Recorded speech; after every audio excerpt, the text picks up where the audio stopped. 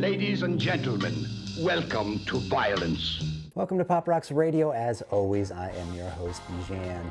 We've got a great show for you today. We've got new music from the Chris Vandelay Project, the High Frequencies, the Chelsea Curve, and more. This is our first video show. The rules are a little bit different here, so we'll see how it goes. And as long as I can get him to sit still, you will get to see my friend Lucky. Oi! There we go.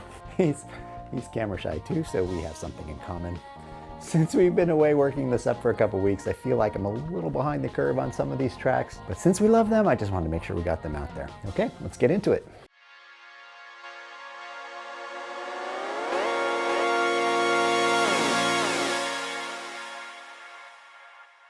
Lisa Michaels continues to be one of the most versatile and beloved indie recording artists today. Her latest outing is with her kick-ass band The High Frequencies, is now out on Gem Records. This is See You Again.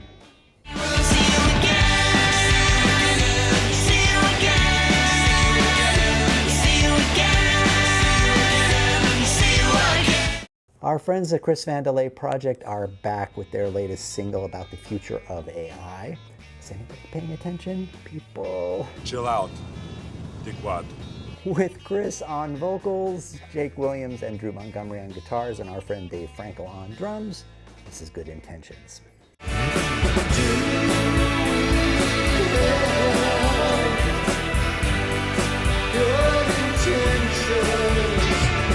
This is the latest from the Autumn Hearts out of Newcastle, Australia. We have played the title track from their album Mr. Sunshine before. This is the latest single from the same. This is Mesmerize. Don't give me anything but confusion. When you talk like that, you don't give me anything. From Boston, a town that is producing some very cool bands lately. I mean, they always have.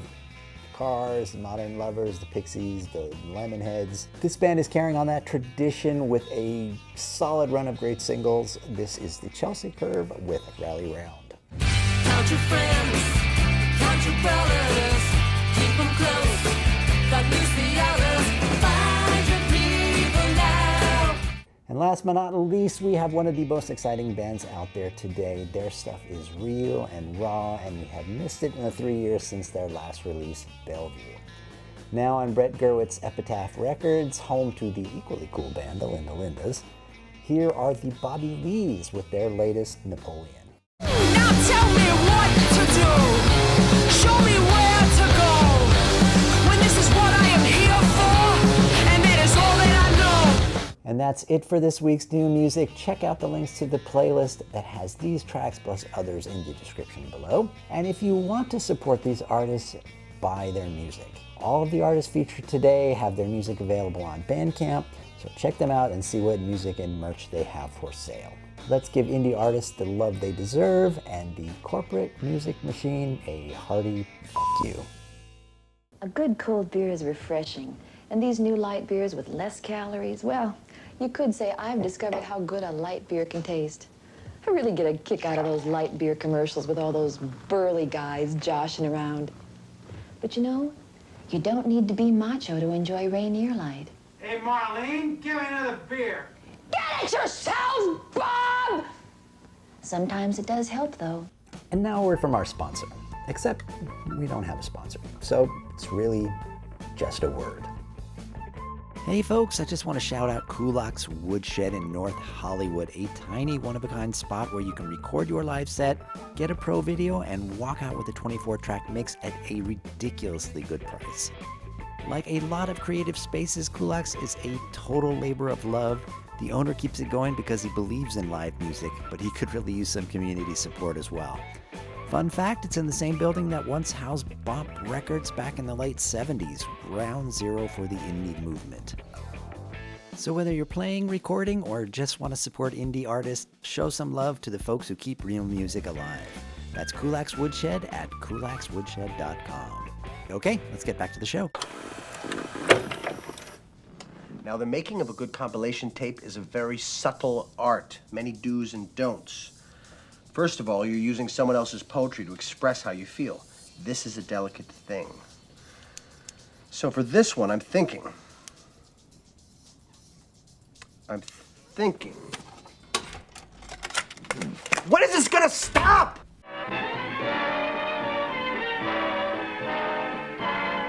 ABC presents Tuesday Movie of the Week. Tonight, the Hardy Boys and Nancy Drew meet Dracula. When I was 8 years old, the Hardy Boys and Nancy Drew meet Dracula hit me like a brick of televised terror. It's not even a movie, it's a two-part episode, but in my tiny brain it may as well have been The Exorcist, but with better hair. What makes me laugh and brings me joy now is just how deeply 1977 this show is.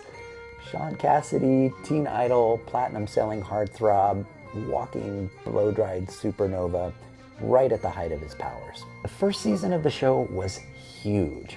His debut album hit number 3. And forgive me if I'm wrong, but I swear I've heard him say that he was drunk through this photo shoot. For teenage girls and me, no one was cooler. I was so absorbed in wanting to be him that I failed to even notice just how hot Nancy Drew was.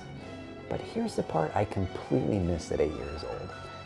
The sheer number of pop music heavyweights hiding in this silly little Dracula plot. Songwriting legend Bernie Taupin just shows up. Paul Williams, who basically had a hand in every great 70s melody from the Carpenters to the Muppets. Someday we'll find it, the rainbow connection, the lovers, the dreamers, and me. And even the gloriously unhinged rock opera soundtrack Phantom of the Paradise was woven into the mix too. Winter comes and the winds grow colder. Well, some grow wiser, you just grew older. You never listened anyway, and that's the hell of it. The man even wandered onto the planet of the apes. It was just that kind of a decade. They told me about, and I laughed at the thought. And then there was Sean himself, who had hits with 2 songs written by Eric Carmen of the Raspberries. Hey Deanie, and the one performed right in here in this very episode. Get down and get with it. Come on, everybody, get down, get with it. Come on, everybody, get down. That's rock and roll. This wasn't just a vampire mystery, but a place where teen idols, superstar songwriters, feathered hair, and Dracula all wandered into the same soundstage and nobody blinked. Sure, the pacing seems slower now and jokes are definitely cornier, but there's also a sweetness baked into the whole thing that genuinely surprised me on rewatch. That's the funny thing. For all its dated edges, this two-parter still has the charm of a weird little cultural accident. One of those places where a whole decade's worth of music, style, and childhood terror got wrapped up into about 90 minutes of TV. Maybe it wasn't a movie, but for a lot of us it delivered the thrills and the magic of one. Pop, spooky, corny, and somehow still completely irresistible.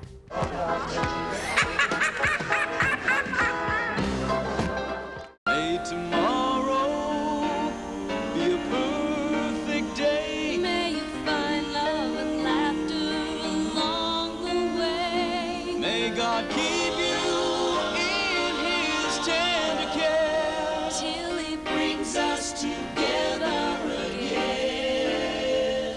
Good night, everybody. And with that, we've come to the end of another episode of Pop Rocks Radio. Join us again next time for our latest picks, new movie of the week, and any other nonsense we have to send your way.